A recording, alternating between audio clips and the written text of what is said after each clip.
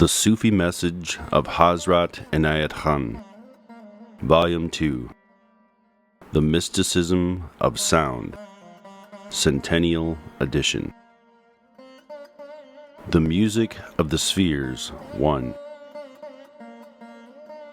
By this title, I do not wish to encourage any superstition or any ideas that might attract people into the fields of curiosity.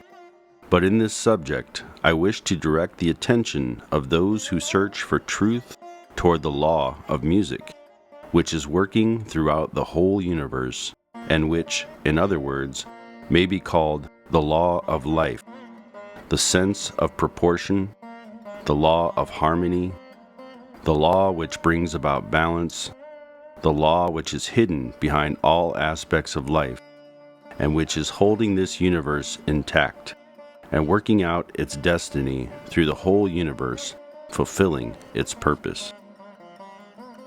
Music, as we know it in our everyday language, is only a miniature which our intelligence has grasped from what that music or harmony of the whole universe which is working behind us.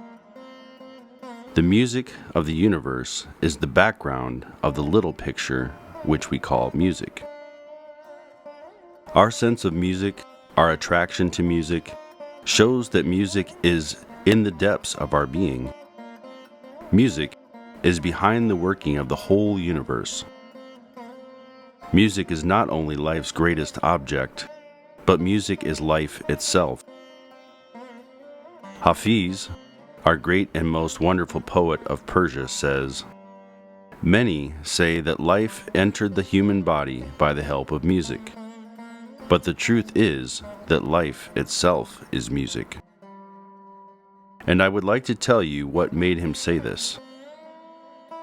There exists in the East a mythological legend that God made a statue of clay in God's own image, and asked the soul to enter into it. But the soul refused to enter into this prison, for its nature is to fly about freely and not to be limited and bound to any sort of captivity. The soul did not wish in the least to enter this prison. Then God asked the angels to play their music, and as the angels played, the soul was moved to ecstasy, and through that ecstasy, in order to make this music more clear to itself, it entered the body. It is a beautiful legend, and much more beautiful is its mystery. The interpretation of this legend explains to us two great laws. One is that freedom is the nature of the soul, and for the soul, the whole tragedy of life is in the absence of that freedom which belongs to its original nature. And the next mystery that this legend reveals to us is that the only reason why the soul has entered this body of clay or matter is to experience this music of life and to make this music clear to itself. And when we sum up these two great mysteries, the third mystery, which is the mystery of all mysteries, comes to our mind, which is that the unlimited part of ourselves becomes limited and earthbound for the purpose of making this life, which is the outward life, more intelligible. Therefore, there is one loss and one gain. The loss is the loss of freedom, and the gain is the experience of life, which is fully gained by coming to this limitation of life, which we call the life of an individual. What makes us feel drawn to music is that our whole being is music. Our mind, our body, the nature in which we live, the nature which has made us, all that is beneath and around us, it is all music. And as we are close to all this music, and live and move and have our being in music, therefore, it interests us and attracts our attention and gives us pleasure because it corresponds with the rhythm and tone which is keeping the mechanism of our whole being intact.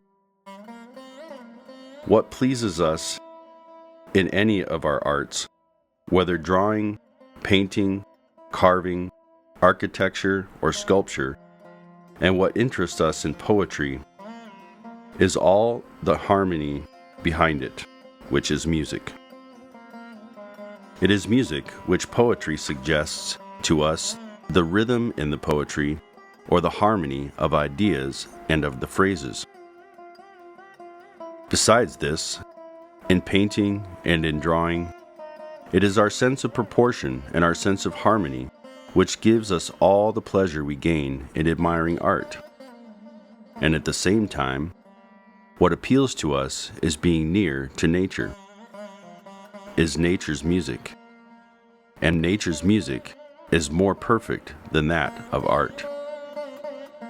It gives us a sense of exaltation to be moving about in the woods, and to be looking at the green, and to be standing near the running water, which has its rhythm and which has its tone, and it is harmony. And the singing of the branches in the forest, and the rising and falling of the waves, it all has its music. And once we contemplate and become one with nature, our hearts open to its music. We say, I enjoy nature. But what is it in nature that we enjoy? It is its music. Something in us has been touched by the rhythmic movement, by the perfect harmony which is so little to be found in the artificial life of ours, which lifts one up and makes one feel that it is the real temple, the true religion. One moment standing in the midst of nature with open heart is a whole lifetime if one is in tune with nature. When one looks at the cosmos, the movements of the stars and planets, the laws of vibration and rhythm, all perfect and unchanging, it shows the cosmic system is working by the law of music, the law of harmony. And when that harmony in the cosmic system is in any way lacking in proportion, then disasters in the world come, and its influence is seen in many destructive forces which manifest in the world. The whole astrological law and the science of magic and mysticism behind it, if there is any principle upon which it is based, it is music. Therefore, the most illuminated souls who have lived in this world, like the greatest of all prophets of India, their whole life was music. From the miniature music which we understand, they expanded to the whole universe of music. And in that way, they were able to inspire. And those who get the key to the music of the whole working of life, it is they who become intuitive. It is they who have inspiration. It is they to whom revelations manifest, for then their language becomes music. Every person who comes to us, every object we see is revealing, but in what form? It tells us its character, nature, and secret. Everyone tells us their past, present, and future, but in what way? Every presence explains to us all that it contains in what manner? In the form of music, if only one can hear it. There is no other language. It is rhythm, it is tone. We hear it, but we do not hear it with our ears. A friendly person shows harmony in the voice, in words, movements, and manner. An unfriendly person in every movement, glance, and expression and walk. In everything that person will show inharmony if one can only see it. I used to amuse myself in India with a friend who became cross very easily. When he came before me, I would say, "Are you cross today?" He would say, "Now how did you know that I was cross today?" I said, "Your turban tells me. The way you tie your turban does not show harmony." One's every action shows a harmonious and inharmonious attitude. There are many things one can perceive in handwriting, but the principal thing in reading handwriting is the harmonious or inharmonious curve. It almost speaks to you and tells you the mood in which the person wrote. Handwriting tells you many things, the grade of evolution of the writer, the attitude towards life, character, and mood in writing. You do not need to read the letter. You only have to see the handwriting, for line and curve will show the person to be either harmonious or inharmonious, if one can only see it. Friends, in every living being, you can see this. And if one sees with an open insight into the nature of things, that person will read this even in the tree that bears fruit or flower, and what music it expresses. You can see from the attitude of a person whether that person will prove to be your friend or will, in the end, be your enemy. You do not have to wait until the end. You can see it at the first glance whether the person is inclined to be friendly or not. Because every person is music, perpetual music, continually going on day and night. And that music, your intuitive faculty can hear.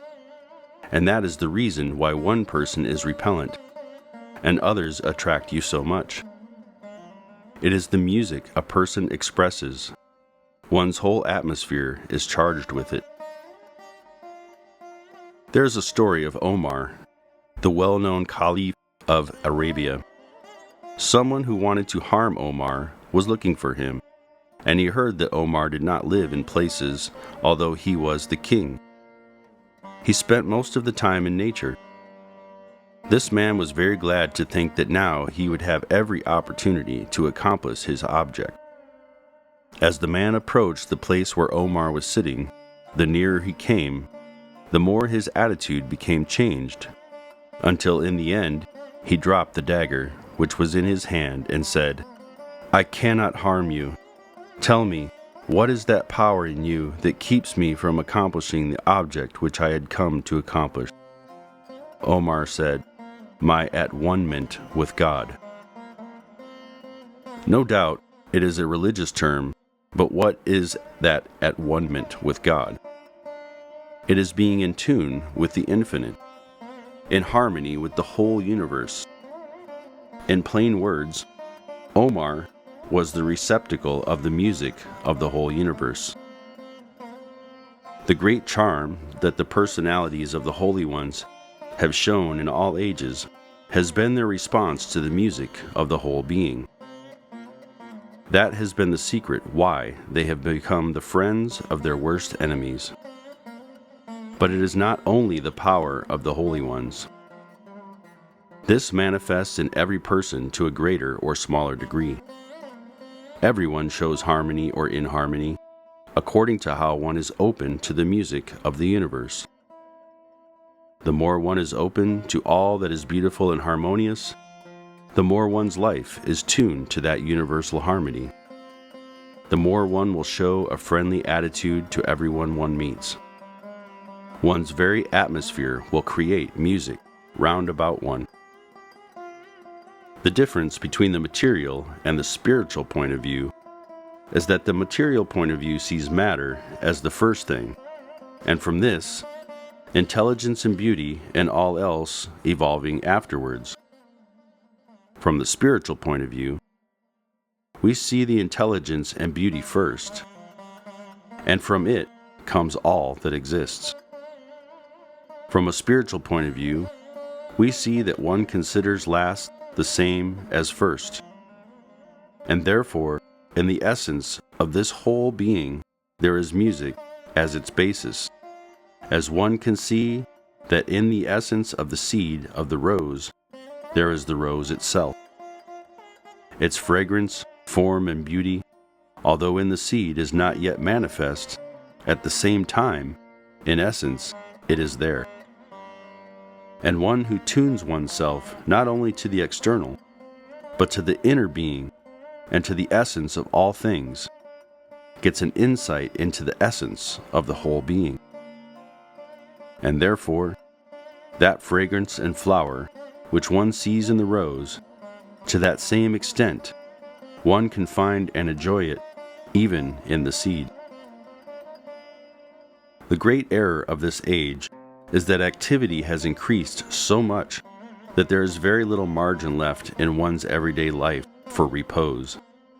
And repose is the secret of all contemplation and meditation. The secret of getting in tune with that aspect of life which is the essence of all things. When one is not accustomed to take repose, one does not know what is behind one's own being. This condition is experienced by first preparing the body by purification, and the mind also by means of purification. By making the senses finer, one is able to tune one's soul with that whole being. It seems complex, and yet it is so simple.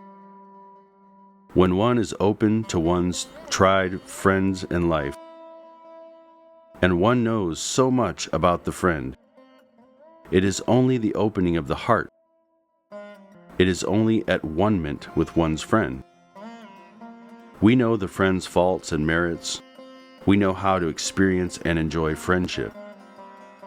When there is hatred and prejudice and bitterness, there is a loss of understanding.